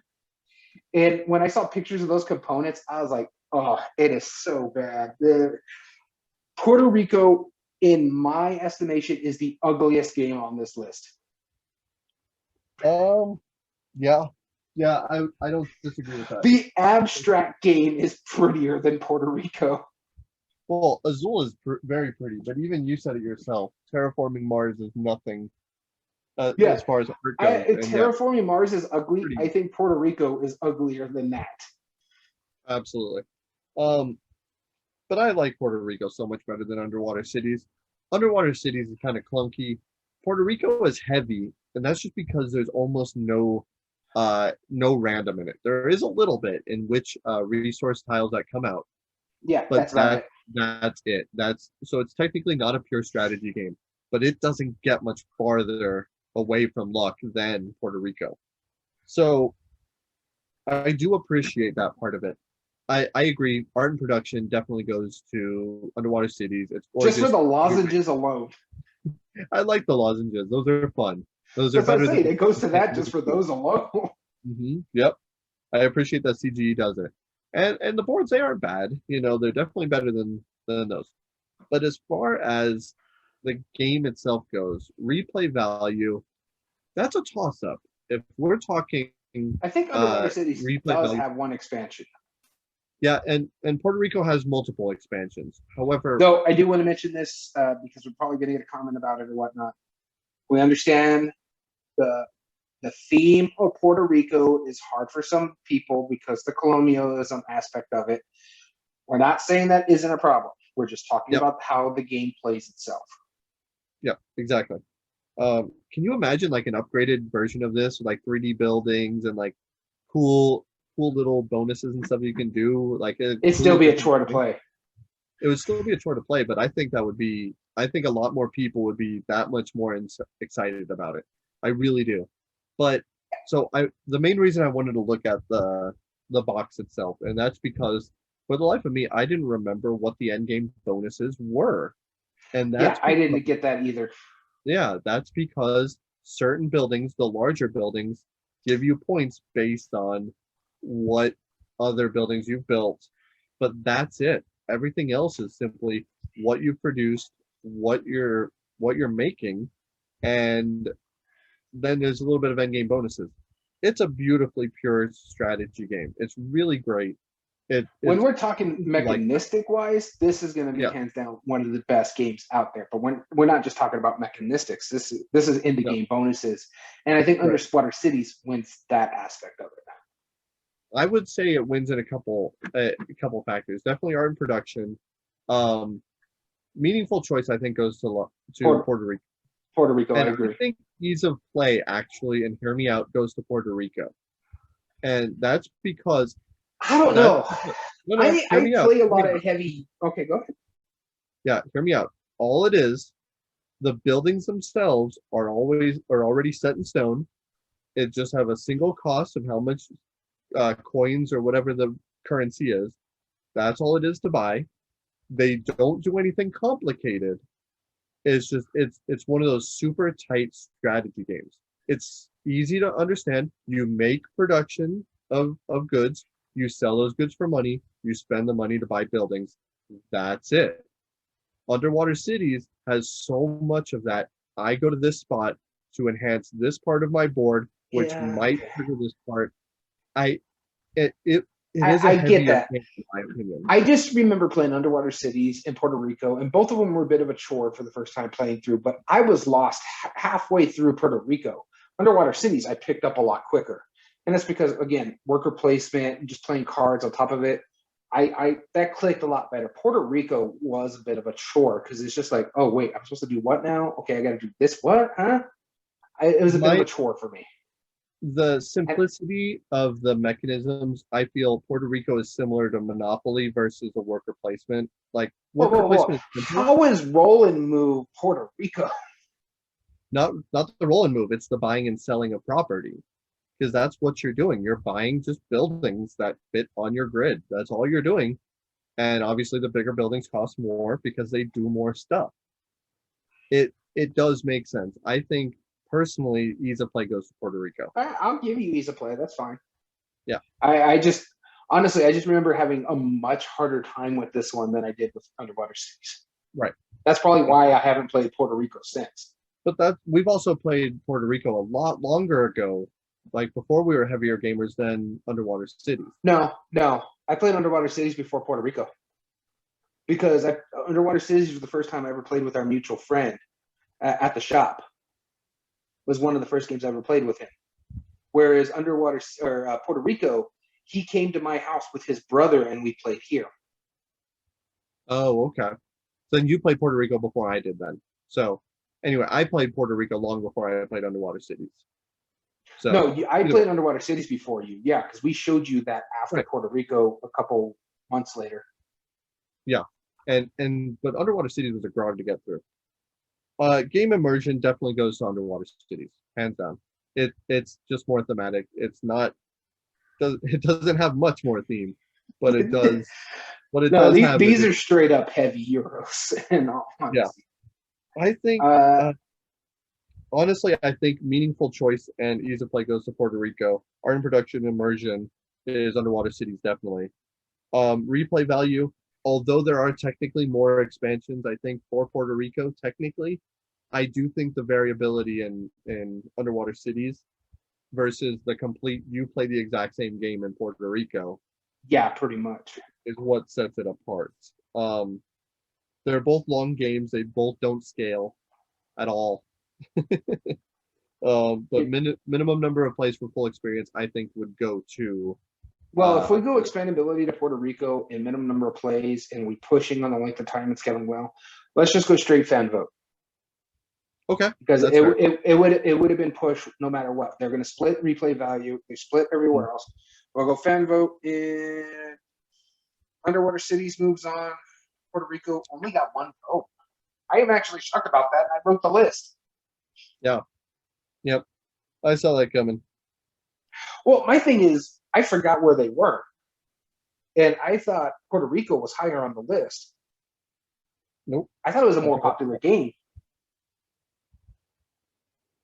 And Well, now it's okay both because of Underwater them- Cities is going to have a hard time. Yep, it will. So Underwater Cities moves on from our quarterfinals. All Daniel, right, and how many votes did each of the games that got eliminated get? so as I mentioned, Puerto Rico, which was our most recent one eliminated, had one vote, and it was tied with Azul. I'm surprised Azul only got one vote. And the other two eliminated, La Havre and Clank, didn't get a single vote. Can't imagine why. And we have one of our viewers, Splinting, gave us a shout out and said, hey, hello. All right, on to our next round. We're going to our semifinals. Our first round is Terraforming Mars versus Underwater Cities. Both areas that have very little air, and you need special suits to be part of it, and you need a lot of science technology to manufacture plants. Yeah, sounds about right. All right, Yeah, who's going other first? than that, very different games. I will be Both starting us off. Both are pretty heavy too. Mm-hmm. You get Terraforming Mars. Yeah. There we go. Well, unlike Underwater Cities, if we're going purely based on our criteria, Terraforming Mars, I do think moves on. There are some downplays to Terraforming Mars, but as far as endgame goals go, Terraforming Mars has it by far. Underwater Cities is more of how do you build your engine efficiently? How do you use the mechanisms of worker placement, using the tiles effectively, using your resources to build up that engine and that underwater city? How do you network them together? And how do you manage it in order to win? It's less about the end game victory points. Sure, there are some technically, but really Terraforming Mars is where it's all out. Terraforming Mars gives you victory points for a slew of different things, and that's based on how you play your cards. I think that's what people like about it more so is that they get the same feel of this big heavy game, but with just card play, as opposed to actually planning out the board and planning out this and how does one thing function with another. I think Terraforming Mars would be fun.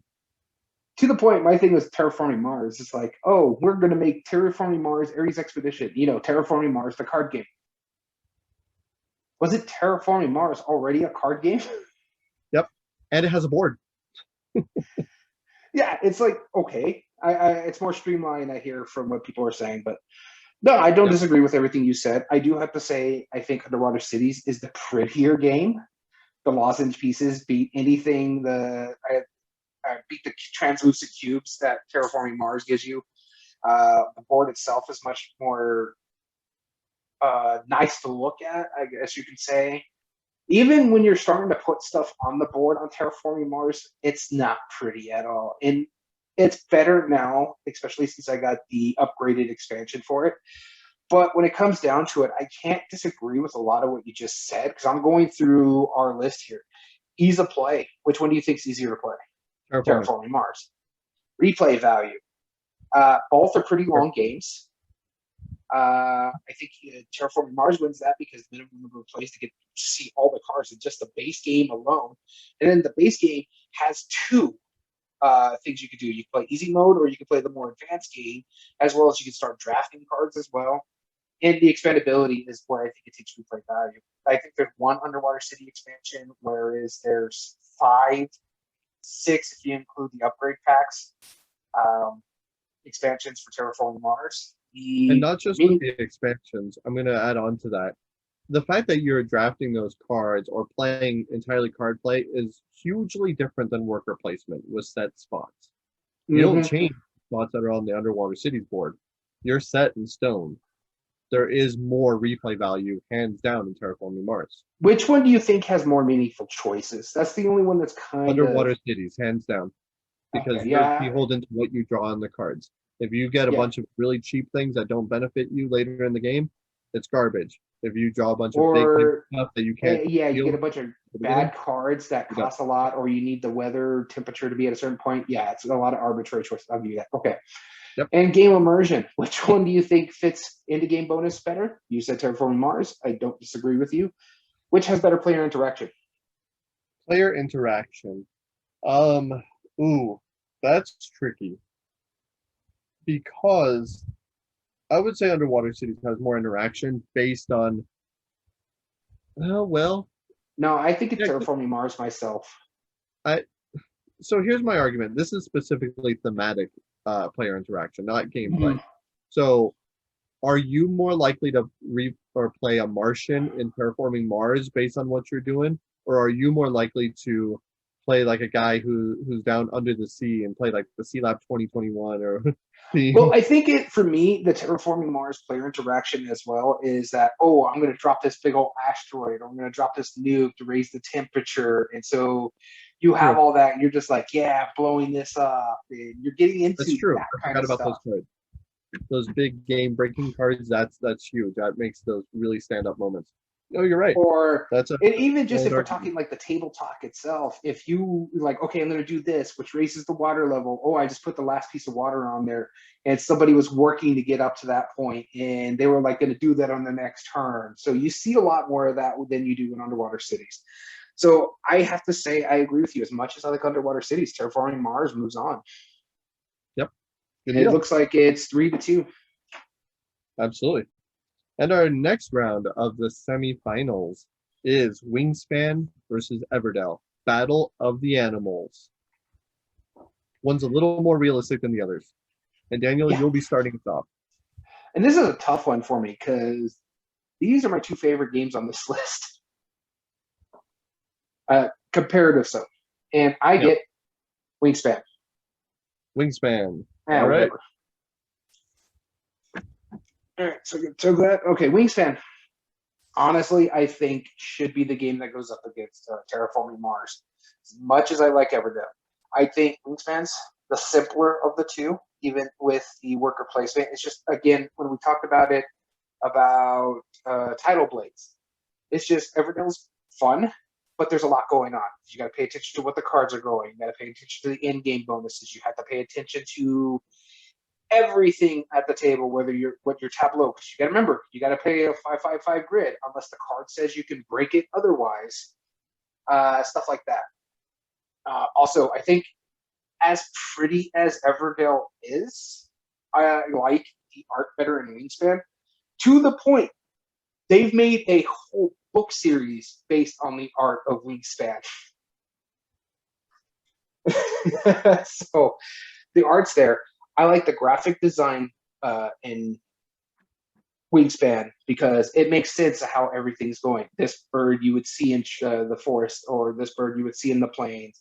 This bird you would see there, and then how the mechanisms itself feels thematic for the bird as well. Plus, if we're just going with the game immersion, you mentioned it the first time we argued this, there's just so much more for Wingspan because you have the cards, you have the birds that have the in-game bonuses, you have all the other stuff that gives you those points. Yeah, I just think Wingspan is the better game. Okay. So my argument is for Everdell. I don't disagree with what you're saying. They're both very similar games in the fact that they are Tableau engine building games.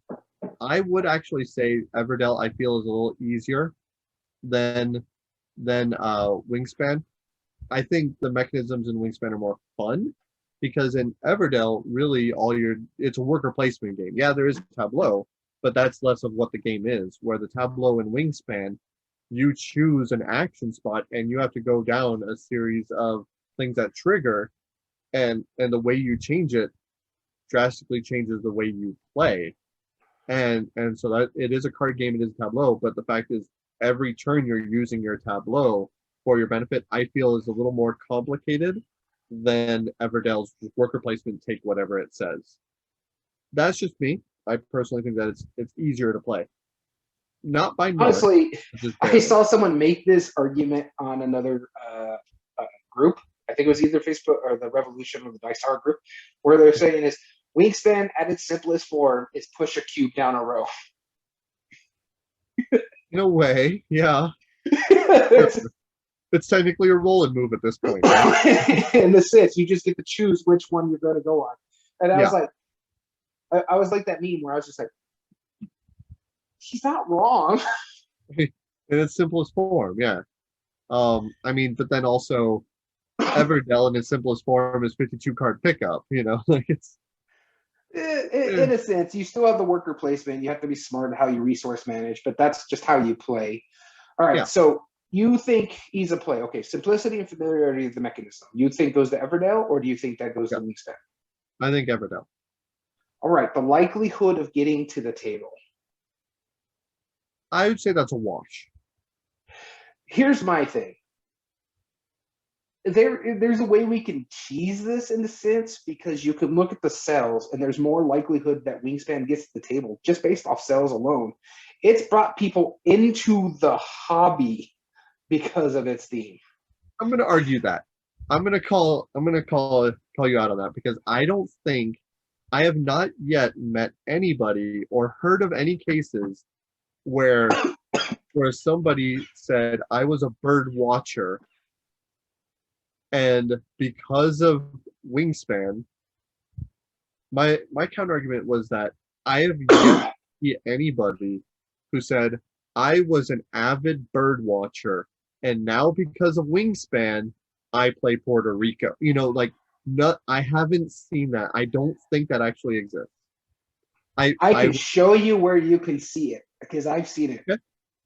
Okay, that's fine. If somebody who's not ever into board games at all and was an avid bird watching enthusiast become a harder gamer, middle to heavyweight gamer, and consistent, have like collections like we do. I saw someone in the Wingspan board game group, because Stonemeyer does it, where they have like a board game group for every single one of their games. In the Wingspan group, says he was an avid birder. He played Wingspan, really enjoyed it, wanted a recommendation for somebody else or what other games he should play that are along that line, and someone recommended Terraforming Mars to him, and he fell in love with that game. Okay. All right. If he had never played games before that, then no, he said the only game he played before that was like with the childhood ones like Sorry and Risk and stuff like that. And this is a guy in like his 50s. Interesting. Okay. So then I will happily stand corrected. I just haven't seen that. That's brand new. Yeah. You just have to join the Wingspan board gaming group on Facebook, and they'll tell you that. But I imagine with Everdell too, people have gotten into that because they watched something like any of the Disney with anamorphic animals. Oh yeah, there's that too. Could be. I mean, it's probably less likely, but could be. But yeah. Anyway, I think Everdell is easier to play. Okay. I will give you ease of play. Table, I think, is only fair to call it a wash. Okay. My thing is, I think Everdell lends to more analysis paralysis than Wingspan. Not by much. I just think because of all the moving parts, where do I place this people? Where do I place, or which card do I play out of my hand? Where do I get my resources and stuff like that? That tends to lend itself a little more to the analysis paralysis than Wingspan does. Because it's like, okay, let me get this food for these birds. Let me get this. Okay, now I can do this. And now these are giving me food and engine. I just think that lends itself to be less analysis paralysis. Okay. I don't disagree with that. So it's a wash. It's a wash. All right. So here's another wash, I think. Replay value. Wingspan plays how many? Wingspan plays up to 6. 5 or 6, yeah. Okay. How many? Everdell just can go, I think it just went up to 6 based on expansions. Okay. So I think base game is only 4, and then a couple expansions I think went 5 or 6 as well. I think Wingspan is 6 because that tends to be Stonemeyer's thing. And I think Everdell can go up to 5 or 6 now. Okay. So then as far as base game goes, it wins on players. Wingspan wins on length of time and scale, yeah. Yep. Minimum number of plays to get the full experience. I think both of those are washed just on the vanilla as well, because every bird plays differently. Everdell, all the cards play differently. There's a couple of the same cards in the set, but it all plays differently. Yeah. Now, expandability, here's another one that is a wash because Everdell has up to 6 expansions. So one Perilbrook, 5 expansions. Wingspan is getting 6 confirmed expansions, and this is one of the ones we're talking about with future expansions. They have been confirmed by the designer that they want to do an expansion for every continent. Right now, we only have 2, so there's 4 more coming. Yeah, and then next they're gonna make fish span, and it'll be or fin span. Then it'll be all 5 now of the oceans, right? You know. Yeah, 5 oceans now. But so I think replay value, just on what we're talking about, Wingspan wins that one. Meaningful choice. Yeah. Which one do you think has more meaningful choice? I'm going to go off on a tangent real quick about the oceans. Let me tell you what annoys me about that. A number of years ago, I was an elementary school teacher. I remember it was a very recent announcement that they're like, oh, the Southern Ocean is a thing. You know, it's the 5th ocean. We were teaching that already. And that was Common Core. That was already acknowledged in school. Well, the thing is, Southern Ocean has been acknowledged for a while. Yeah. It's only just recently that the public acknowledges it. I didn't realize that it wasn't acknowledged prior to this. What's like up with that, Diane?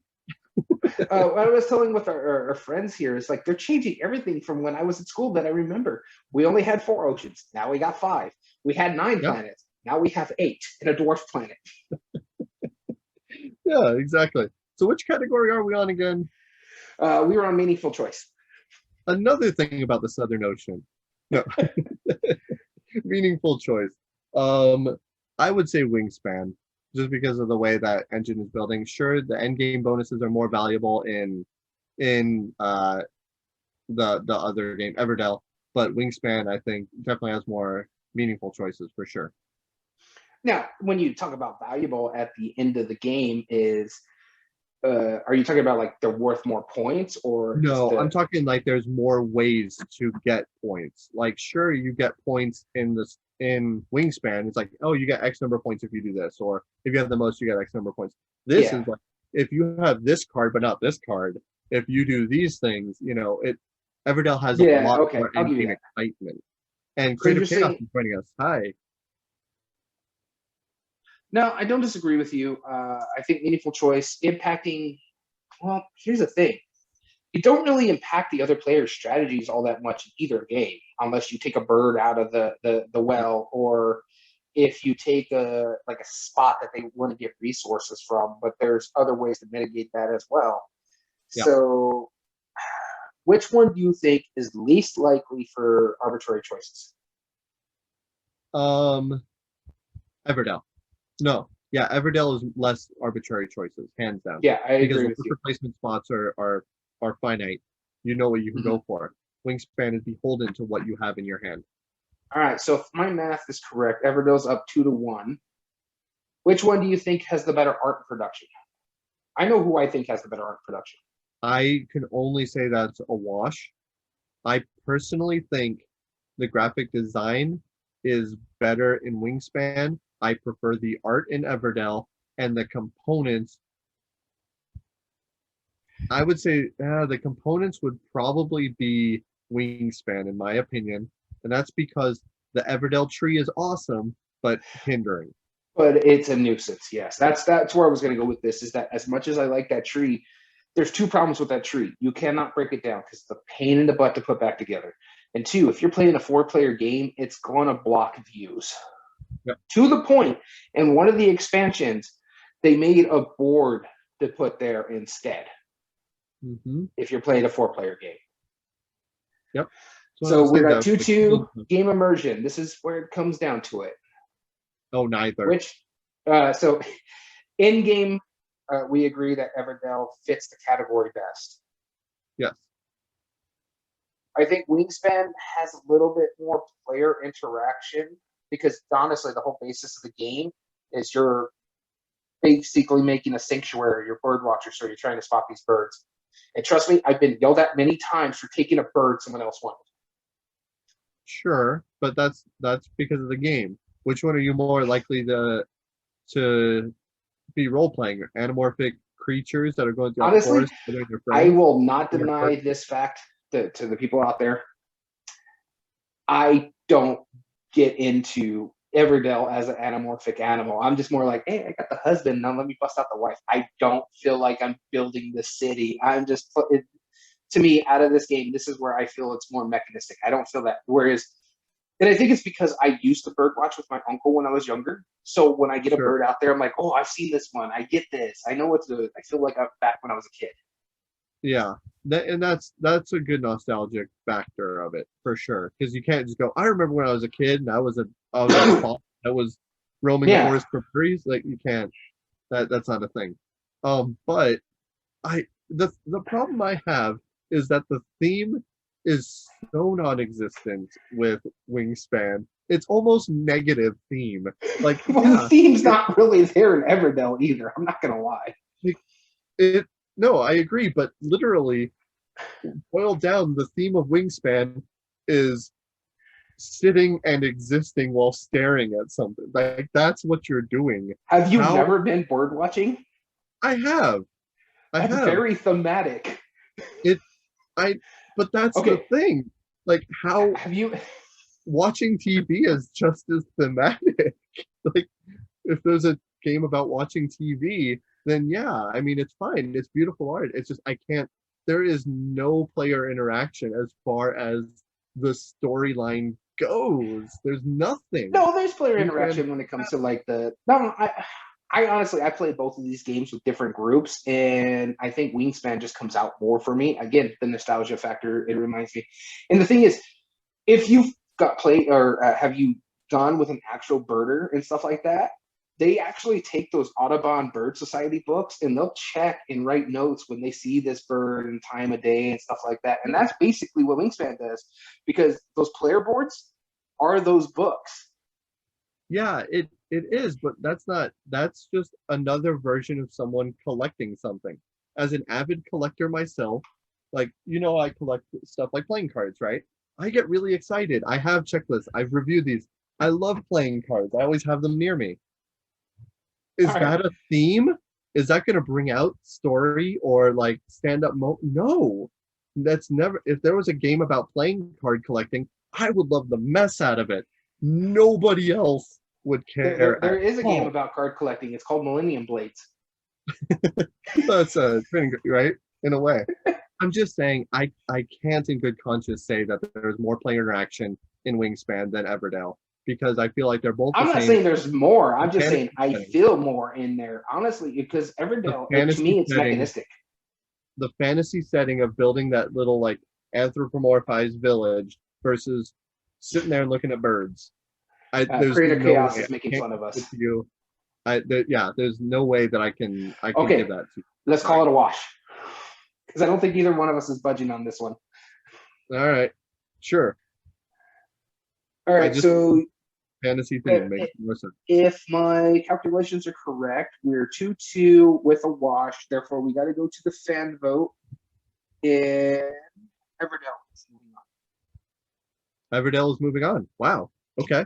I actually wasn't expecting that.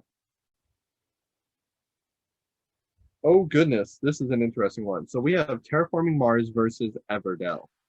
All right, so Underwater Cities was our number 3 vote getter with 8. Wow. Okay. And Wingspan, which is our 2 seed, was our number 4 vote getter with 4. Okay. Good deal. And Creative Chaos pointed out that we both have very strong feelings. You are very passionate about staring at aviated animals. All right, so Terraforming Mars versus Everdell, our 1 seed versus our 3 seed here. Okay. And the big thing about this is we mentioned it before, we don't take a side on this one. This one is going strictly down through our 5 criteria until we come up with a winner, whether it be Terraforming Mars or Everdell. So I have to ask you this, Danny. Which criteria pops out of you? Which one do you think wins? Art and production. I think you know where I'm going with this. Everdell. Everdell gets one for art and production, hands down. Even with the hindrance of that tree, it's still a much better looking game. It's because the components like those berries and the bits, the resources are better than the cubes. I love Well, shiny things. there's not just It is. that. Let's just put it this way: Everdell is known as one of the best games to play, but Yeah. also one of the most upgraded games out there. I have the upgraded recess boards for those cubes that you're talking about. I have the 3D printed pieces that came in the upgraded box for it. So it's like, Yep. Yeah, no, I don't disagree with that. There is another one that I think also stands out, and that's meaningful choices. yeah, I agree with you. I think I know where you're going with this one. T-Mars, Ev- no, Everdell. Everdell. Absolutely. Because they are both card games at their core, but Now that I think of it, yeah, I agree with you. yeah.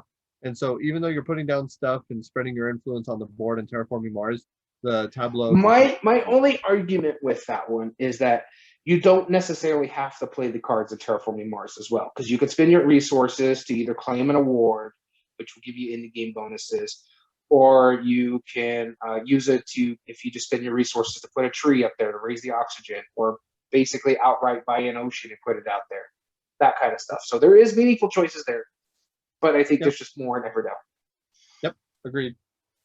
And also the fact that it's so varying. Like the cards are like you have cards that cost 1 or 2 or coin or whatever it is. Though I will say this, and when we talk about replay value with Terraforming Mars, there's no card that's the same. It's right. Every card is different. Yes, and so replay value, I completely agree wholeheartedly. That goes to Terraforming Mars. All right. Theme matching mechanism or immersion. Do we feel like building an anthropomorphized animal village in the forest, or do we feel like we're actually terraforming Mars? Honestly, I think the way the mechanisms work, I feel more like I'm terraforming Mars than I am playing an anthropomorphic character in building a little city. Not that I haven't. I mean, come on, I'm the one that owns Everdell. I really enjoy it. There used to be a tree behind me the whole time we've recorded. I just think the cards, you're dropping those nukes. You feel like you're dropping those nukes to raise the temperature. You feel like, oh, the ice caps are melting. You're doing the right thing to get the water going, or raising the oxygen, playing these cards out there properly, or as I mentioned, buying these things and using the resources properly. I do feel like I am a corporation doing these things, because especially, we didn't mention this, you start as, after the beginner game, you start as a corporation, so it kind of gives you how you want to play. So if I want to get more science out there because I get bonuses for putting science out there, I do feel like I'm a scientific corporation. More so than Everdell is like, oh, I got the husband, I should start looking for the wife. This way I can get my bonus points. Or I have this out there, so maybe I need to get the wanderer if I can get the extra bonus points. Where it becomes, I don't really feel like I'm building a city. I'm just building a tableau. Yep, I completely agree with you, 100%. So that's which one has more stand-up moments? I think Terraforming Mars does as well. Oh yeah. Well, I mean, the case in point we mentioned at the beginning, the brute force, when you and me, without talking to each other, knew what we wanted to do, and it was honestly our best way to do it. But as we both saw what we were doing, we just looked at each other like, it's on. And we just started brute forcing the end game. Yep, that's absolutely right. Okay, so then that's another point for Terraforming Mars. So what it comes down to ease of play. Wow, this almost never happens where ease of play is the deciding factor. Yeah, I know. So simplicity and familiarity of the mechanism. I would personally say Everdell because of the worker placement. And resource management is a very common thing. And they both have resources. They both have resources, but Terraforming Mars, I feel like those resources are more complex in a way, as to how you use them and what you use to convert and what they can be used for, whereas Everdell is more generic. All right, so we got simplicity and familiarity to the mechanism. You say Everdell. I can't disagree with you on that. Prone to AP. Terraforming Mars, maybe? I don't know. Say, oh no, the thing is, I would say Everdell has it because, again, we talked about it. Terraforming Mars can force people to get the AP players to start moving if you're brute forcing. It has basically built into it to brute force it. Right. And the tableau, as I said at the top of the debate, you get confused, you get a little distraught playing it in Everdell. So I can't backpedal on my terms. I do agree with that. Familiarity would go to Terraforming Mars.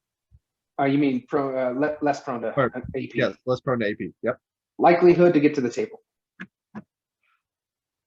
I think man, that's tough because do people like fantasy more or do they like sci-fi more? Because they're both. Okay. I'll go to this one. I think I have an idea what I would say personally, but you're a game group. You show games at a board game shop. Which do you think to the general public you could get them to play more? Everdell. I don't disagree with you. I would say the same thing. Because if you're thinking about like teenagers or just in general anamorphic animals, again, the Disney kind of thing, I think Everdell would be more likely to get to the table than that ugly ass sin game that is Terraforming Mars. And I think my reasoning for it is, and this sounds very fickle, but I'm going to say it.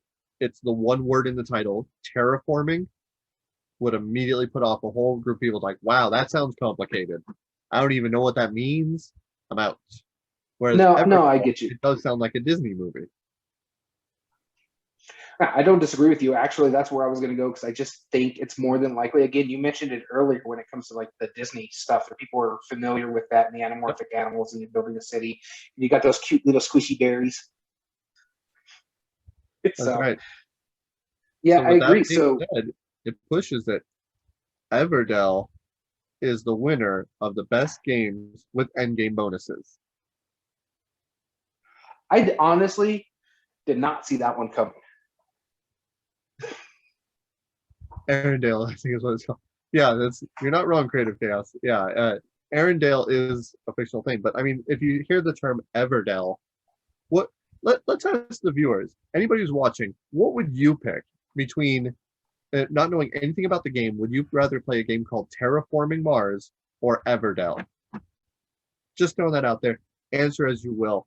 We're going to discuss that. This was a fun debate. This was definitely a topic that we don't tend to do. I know like your 4 favorite games were on the top list, weren't they? Yeah, there are some up there. Like the top 3 were some of my favorite games. And then of course the number 5, Underwater Cities, was another one of my favorites.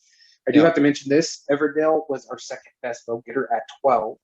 And Terraforming Mars was our leader. It got eliminated by Everdell at 22.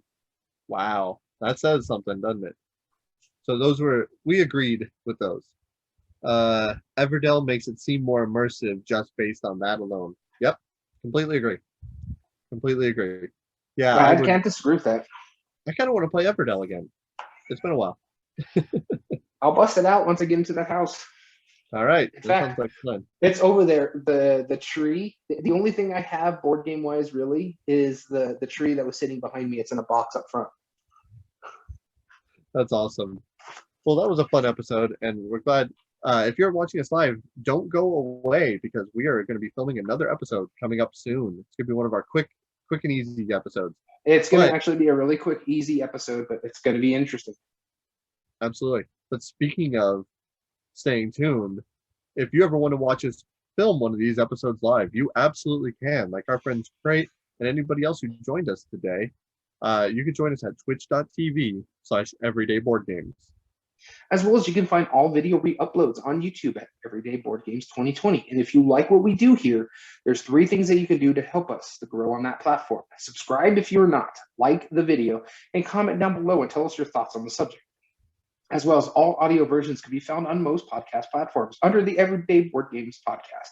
This includes Spotify, Google, Amazon Music, and Podbean. And if you ever want to say hi, reach out to us directly, or even just give us ideas for future episodes. We're always looking for great ideas, and we'd love to hear yours. Email us at everydayboardgames2020@gmail.com. As well as you can also get in contact with us at our official Twitter account, and it's at EBG Podcast. So we want to thank you all for tuning in. As I said before, if you're tuning in with us live, hang out for a bit because we're going to film another episode. Otherwise, we want to thank you for tuning in. I've been your host, Daniel. And I've been your host, Daniel. And we want to thank you for listening to Everyday Board Games. Have a good one.